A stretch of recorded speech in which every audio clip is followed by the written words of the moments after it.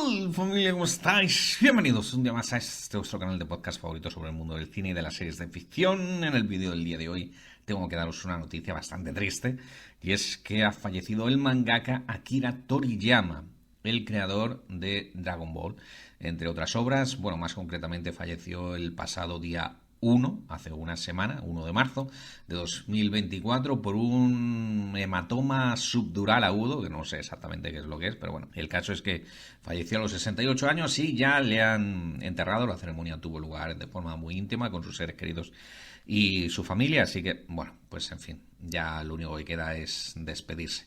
Se da la circunstancia de que está a punto de estrenarse tanto una adaptación anime como un videojuego de Sunland, que era una obra corta que hizo en el año 2000, después de haber finalizado Dragon Ball. Giraba en torno pues a un mundo un poco parecido a Mad Max, ¿no? Con carencia de recursos naturales, especialmente el agua, y bueno, pues un grupo de personajes que van en busca de ella, y que también se va a estrenar a finales o en algún momento de este 2024, se anunció el año pasado en la Comic Con, Dragon Ball Daima, que va a ser el siguiente capítulo de la franquicia, y que, bueno, coge un concepto un poco parecido al de Dragon Ball GT, en el sentido de que aparece un demonio en Dragon Ball, ¿no? En el lore de Dragon Ball aparece un demonio y convierte a todos los personajes principales, Son Goku, Vegeta y el resto, pues los convierte en niños, ¿no? Por eso decía que es una premisa argumental que es algo parecida a Dragon Ball GT, que es la obra que continuó después de que Akira Toriyama se desmarcase de Dragon Ball, que ya se cansara de la obra. Pues bueno, continuó, y que también infantilizaba a Son Goku. Este Dragon Ball Daima, de momento, que no sabéis prácticamente nada, es adaptación de un tráiler, ha dividido al fandom. Hay quienes piensan que esto es un error catastrófico, y hay quienes dicen que, bueno, que igual son aires frescos para la franquicia. Yo la verdad que me mantengo un poco al medio, porque es cierto que yo de niño, ahora os cuento un poco cuál es mi vínculo con Dragon Ball, yo de niño era el fanático más grande de Dragon Ball que existía. Seguro que hay alguien que está viendo este vídeo y dice, no, yo era el fanático mayor de Dragon Ball. Bueno, pues yo era, sin duda, el mayor fanático de Dragon Ball. Me inspiró de muchísimas formas, hasta que la verdad es que llegó a cansar.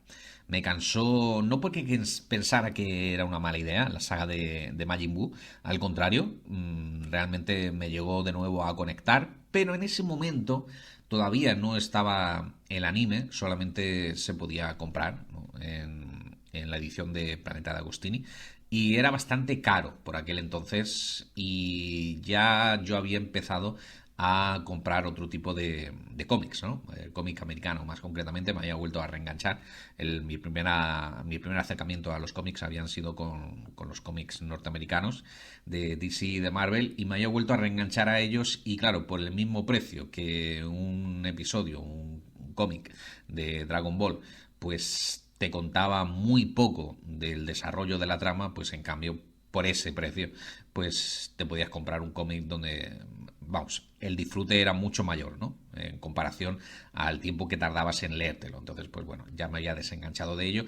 Y lo último que vi de Dragon Ball, que fue, me imagino que lo mismo que vosotros, Dragon Ball Super, la verdad es que ya me pareció como, bueno, XD. Y sí sé que muchos de vosotros os engañasteis a Dragon Ball precisamente en Dragon Ball Super, pero para mí ya no tenía ningún puto sentido. O sea, todo esto del level up, de no, puedo destruir el universo con un solo dedo. ¿Sí? Pues yo puedo meterte el dedo por... No tenía ningún sentido. Fue uno de, creo, además, que fue uno de los grandes errores. Es lo mismo que pasa muchas veces con Superman o Charles Xavier, ¿no? Personajes que son tan súper poderosos que los guionistas ya no saben qué hacer con ellos. O sea, lo único que se les ocurre es dejarles fuera de combate lo máximo posible o nerfearlos para que pueda tener algo de sentido las luchas a las que se enfrenten. Bueno, pues creo que ese fue uno de los principales desgastes que tuvo Toriyama con respecto a Dragon Ball, el constante level up. Y sí, yo fui uno de los que flipé, pero flipé, o sea, es que no lo podéis imaginar. Flipé cuando se convirtió por primera vez Son Goku en Namek. Se convirtió en Super Saiyan. Aquello era una locura. Aquello era una locura. Y es que, bueno, os decía que os iba a contar cuál fue mi vínculo con Dragon Ball. Y es muy difícil, lo he intentado algunas veces con gente que tiene la mitad de edad que yo, el transmitirles qué supuso para nosotros, para mi generación, qué es lo que supuso Dragon Ball y no llegan a entenderlo.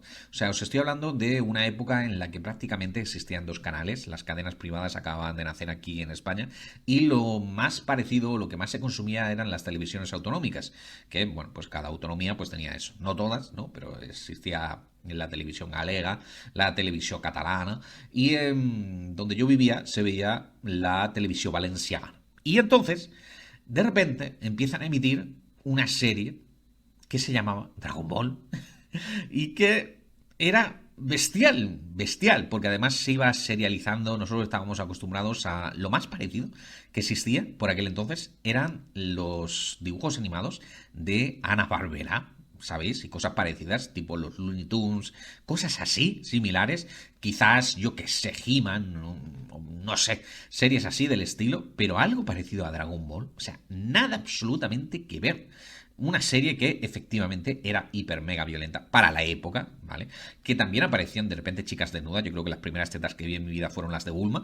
Y luego que el personaje iba creciendo. O sea, recuerdo también uno de los primeros shock que me dio fue cuando el tercer torneo de artes marciales, bueno, el tercero al que se presentaba Son Goku, ¿no? Pues al tercero de repente están ahí Bulma y los demás y ven a un chico así alto y llevaba la cabeza vendada, ¿no? Con una especie de turbante. Y entonces, de repente dicen, Bulma, no me reconoces, soy yo, Goku. Y entonces el tío se quitaba el vendaje y efectivamente le nacía ahí toda la cabellera que tenía, ¿no? Tan característica del personaje.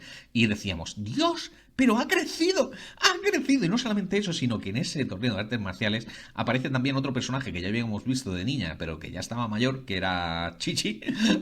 También el nombre. Aquí en España, bueno, el Chichi es... bueno, en fin, que y se prometía y se casaba, y no solamente eso, sino que de repente un día estábamos sentados delante de televisión, porque era una religión, o sea, tú salías del colegio corriendo a casa para poder ver el nuevo capítulo de Dragon Ball. Bueno, pues un día estábamos sentados delante de la televisión y empieza la cabecera de Dragon Ball y era completamente distinta y nos quedamos como, ¿Qué es esto? O sea, recuerdo incluso por unos segundos el miedo de decir, no me digas que me están metiendo otra serie. O sea, yo quiero ver Dragon Ball. Y no, resulta que era Dragon Ball Z y aparecía un personaje ya en la cabecera que era como un Son Goku niño, que era Son Gohan, era su hijo. Y digo, Dios, que ahora es padre. O sea, sé que esto a día de hoy es una chorrada lo que os estoy contando, pero ver la evolución de un personaje a lo largo de su vida era una cosa que no habíamos visto en ningún dibujo animado hasta ese momento. Y no solamente eso, sino que Akira Toriyama, creo que el principal valor que sumó o aportó al manga y al anime, o a lo que conocíamos de ello, a lo poco que conocíamos de ello aquí en Occidente hasta el momento, fue la forma de reinventar su obra. De repente apareció el concepto de que no, que Son Goku no era el rey mono, ¿no? Que sabéis que es un personaje legendario de la cultura china que él readaptó para transformarlo en Dragon Ball, ¿no? Sino que de repente era un extraterrestre, ¿no? Y todo el lore de esto de Namek y tal, que al final sí se hizo insoportable, se hizo muy largo, con Freezer y demás, pero era ¡guau! ¡Guau! ¡Qué locura! Y de ahí, cuando vuelven de Namek, 2 años después, o no sé cuánto, de repente resulta que aparece un chaval que se carga a Freezer, o sea, el malo de los últimos meses, que era imposible de vencer. Bueno, pues aparece con medio cyborg, ¿no? Porque su padre, ¿no? El padre de Freezer, que también era como, ¿what? Bueno, pues lo había recogido después de que Son Goku se lo reventase, ¿no? Y lo esparciera sus restos por el espacio. Bueno, pues lo había cogido y lo había vuelto a ensamblar con piezas cibernéticas, ¿no? Y era como, Dios, este va a ser invencible. Bueno, pues aparece un chaval y se lo carga con un espadazo, lo parte por la mitad y nos quedamos todos como, ¿what? ¿What? Pues resulta que de repente Toriyama volvía otra vez a renovar la obra con el concepto de los viajes temporales. Y ya fue como, Dios, me explotó la cabeza. Qué buena que fue toda esa primera, ¿no? Pieza de Dragon Ball, aquella primera época, que incluso aquí en España fue tal la revolución que incluso un ministro, cuando ya nosotros estábamos acostumbrados, allí en Japón se emitía un capítulo semanal, nosotros estábamos acostumbrados a capítulo diario. Llegó un momento en el que llegamos hasta el momento en el que ya no había más capítulos, o sea, habíamos alcanzado la emisión japonesa. Entonces un ministro llegó a preguntar, oye, ¿qué es lo que pasa con esta serie? Porque tengo a mi hijo que está subiéndose por las paredes. O sea, fijaros, y no solamente eso, sino que a Planeta de Agostini le tocó la lotería, porque recuerdo que declaraciones de, ay, ¿cómo se llamaba este hombre? Viturtia, ¿no? Que era el director de Planeta de Agostini, decía que cada edición que sacaban de Dragon Ball, porque la publicaron en un montón de formatos, pues cada edición que sacaban era multivendida, acababa con todos los ejemplares.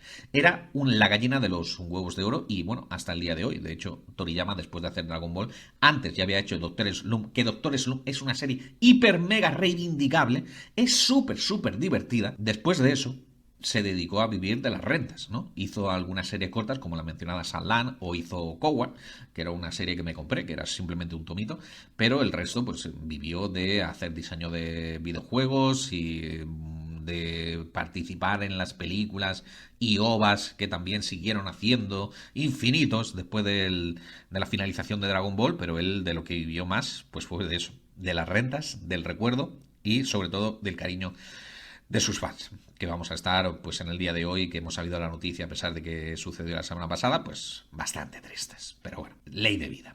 Y lamentablemente no tenemos unas bolas de dragón para resucitarle, aunque bueno, esta es solo mi opinión. Dejadme la vuestra en la caja de comentarios, como siempre le estaré dando feedback y hasta que nos volvamos a escuchar, pues chao familia.